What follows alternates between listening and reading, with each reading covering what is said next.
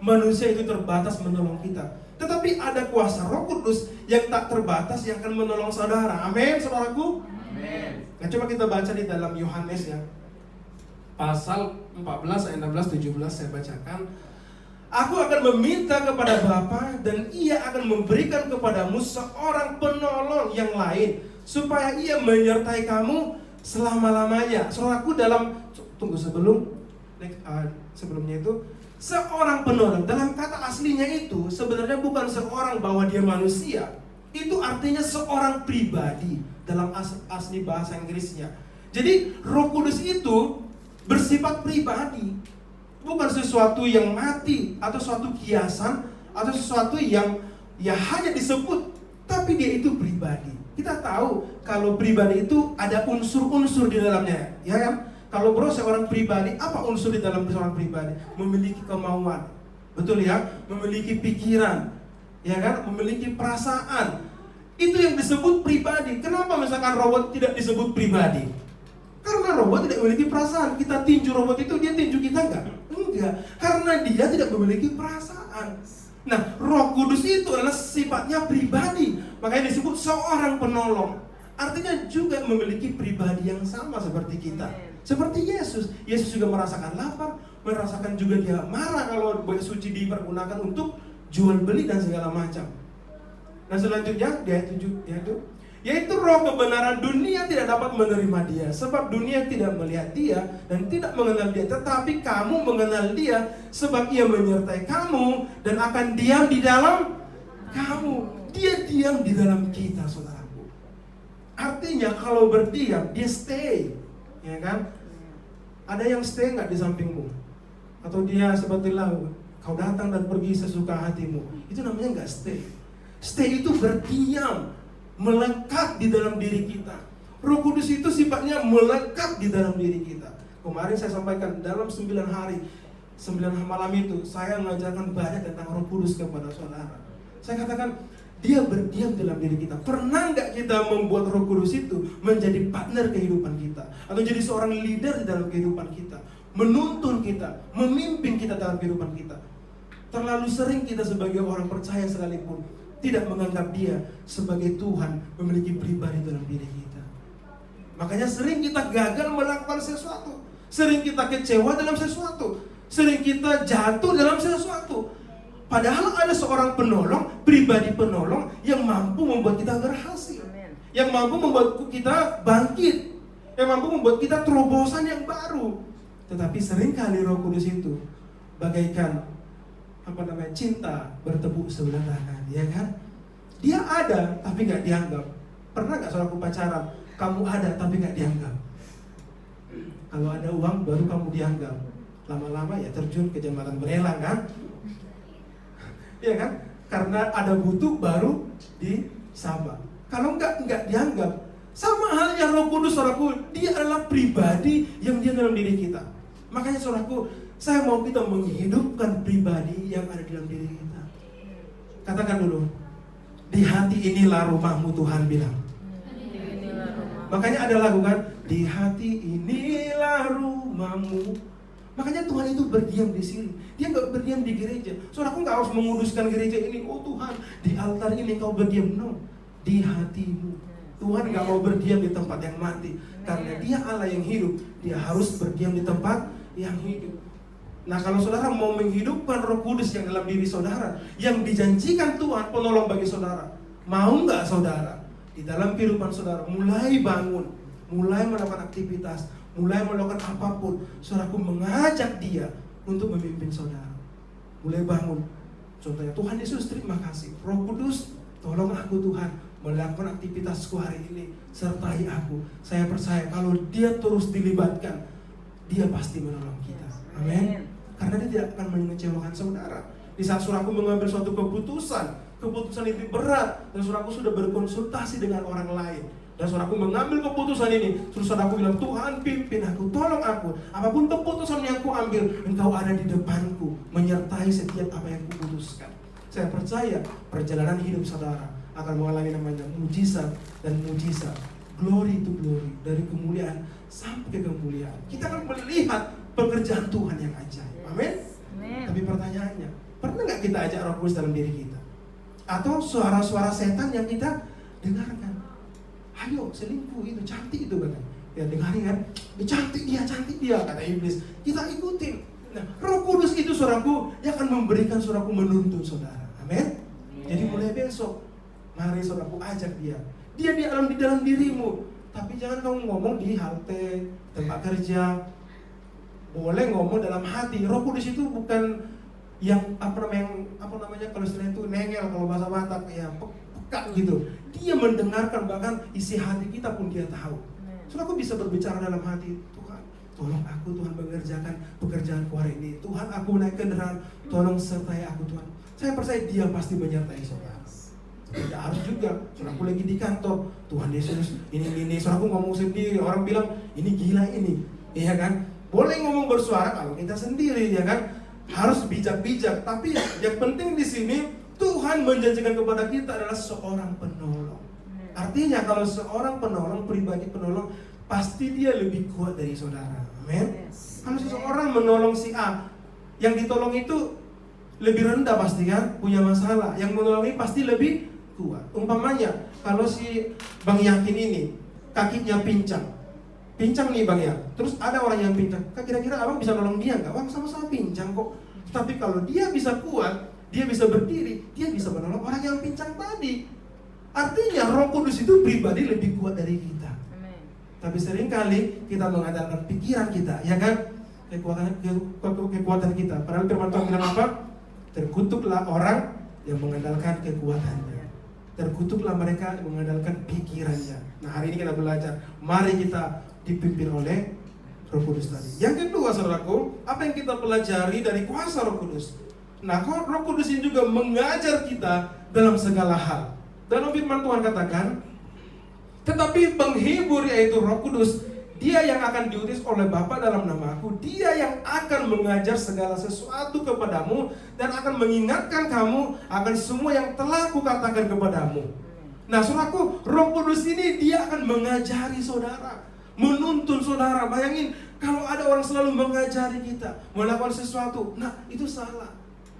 Tuhan, aku pilih si Joel Top ini sebagai pacarku contohnya. Tuhan bilang, jangan. Nanti kalau kau pilih dia, kamu bisa terjun di barelang, katanya kan.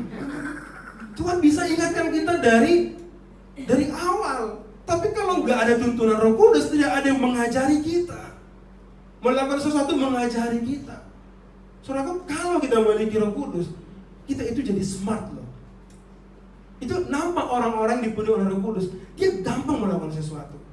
Dan nggak maksudnya dia orangnya confident, percaya diri. Karena Roh Kudus itu mengajari dia.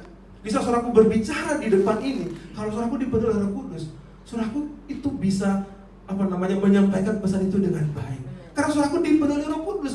Ingat waktu Petrus berkhotbah, dia luar biasa. Padahal sebelumnya dia tidak tamatan teologi. Dia bukan S1 ekonomi dan tidak ada latar belakang yang baik dari seorang Petrus. Dia hanya seorang nelayan yang berbicara kepada ikan. Kutangkap kau ikannya, ku goreng kau. Paling gitu kan.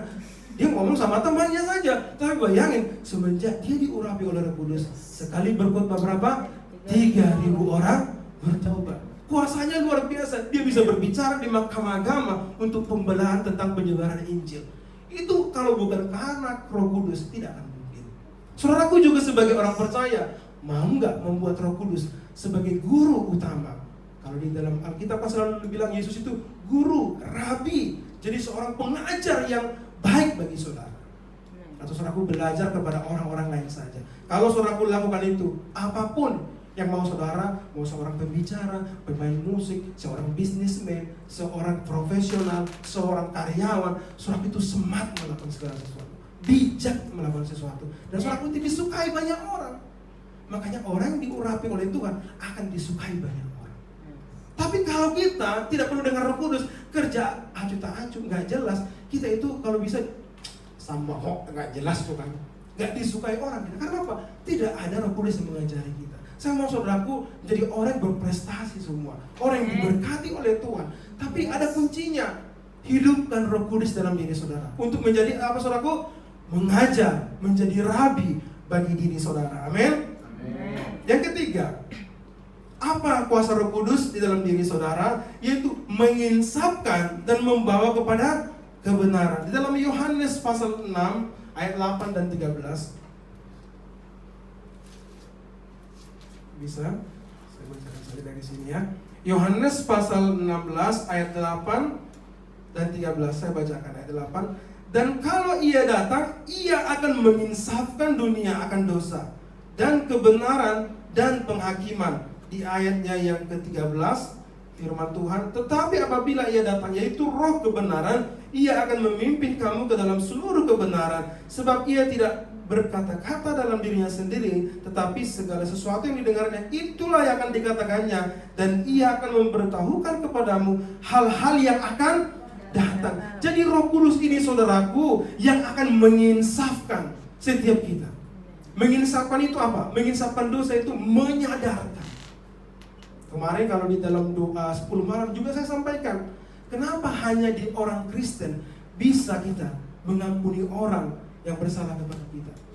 Kita bisa memaafkan orang yang menyakiti kita. Bahkan firman Tuhan bilang kita harus memberkati orang yang mengutuki kita. Saya percaya tidak ada ajaran dimanapun. Bahkan saya tahu, kita tahu sendiri semuanya, agama-agama atau ajaran yang ada sampai saat ini, disenggol dikit, dibacok kita. Coba senggol dikit mereka, pasti turun semuanya, ribut semuanya. Tapi ajaran Yesus itu tidak akan bisa kita lakukan tanpa kekuatan Roh Kudus. Secara manusia nggak mungkin kita bisa mengampuni orang yang bersalah kepada kita, apalagi memberkati dia. Bayangin nih, kita udah disakiti, difitnah, bahkan mungkin sampai lalu tangan, kita ditinju, dipukul, terus kita bawa beras sembako ke rumah dia. Kira-kira Bang yakin nggak? Sekalipun nama Abang yakin, saya nggak yakin Abang melakukan itu. Kenapa? Kekuatan kita masih terbatas. Tetapi jika ada kuasa Roh Kudus, itu yang memampukan kita, menginsafkan kita untuk bisa melakukan itu. Dan sama halnya menginsafkan kita dari dosa. Di saat kita mau melakukan sesuatu, ada roh yang berbicara kepada kita. Kalau saudaraku dipenuhi Roh Kudus, saudaraku nggak gampang berbuat curang. Amin. Kalau saudaraku memiliki Roh Kudus, saudaraku akan berpikir untuk selingkuh. Amin. Ada rencana. Sekalipun dia cantik, jangan kamu tergiur dengan kecantikannya itu. Itu hanya sementara. Semuanya itu penyesalan, ya kan? Apalagi segala dosa-dosa yang mencoba menjatuhkan saudara. Tapi kalau ada Roh Kudus, dia yang akan mengingatkan kita. Di saat kita mau melakukan, misalkan mencuri mangga orang, kalau saudaraku dipenuhi Roh Kudus, itu keras sekali suara itu dalam hati saudara. Dia akan bilang, jangan ambil. Amin, betul kan? Kalau saudaraku mencuri masih ada suara itu nggak dalam hati saudara? Atau lebih kuat, ambillah orang matang kok, gitu. Gak ada orang kok, gak ada yang lihat lagi, ambil aja. Nah ini bahaya nih, berarti lebih power suara setan. Makanya kalau di film-film sinetron itu selalu ada dua suara yang berbicara kan? Ada suara malaikat setan dan ada suara malaikat yang baik, betul kan? Nah itu sebenarnya betul, dan iblis juga selalu menggosipkan atau membicarakan kepada kita perkataan-perkataan yang membuat kita jatuh dalam dosa. Sama seperti Daud yang selalu santai, tidak fokus kepada tugas tanggung jawab seorang raja. Dia nyantai-nyantai, makanya hati-hati, jangan kita santai-santai ya, kita bisa jatuh dalam dosa. Dia lagi santai-santai di suatu rumah kan, di atap genteng dia, maksudnya di atap ya rumah dia yang bertingkat itu, dilihatnya pula istri Uria. Wah cantik kali nih, mandi nih, mantap ini kan. Nah, ngintip pula lagi dia. Nah iblis bilang, itu cantik loh dia, masih mantap itu, padahal istri orang. Dia ikutin kata iblis yang yang menyatakan kepada dia. Kalau dia kuat di dalam roh saat itu, dia tidak santai, dia tidak melakukan sesuatu yang salah dalam tugasnya, dia tidak akan jatuh dalam dosa. Tapi dia dengarkan suara iblis itu, akhirnya dia jatuh dan malapetaka menimpa dia sampai ke keturunannya. Nah ini saudaraku penting, Roh Kudus itu menginsafkan saudara.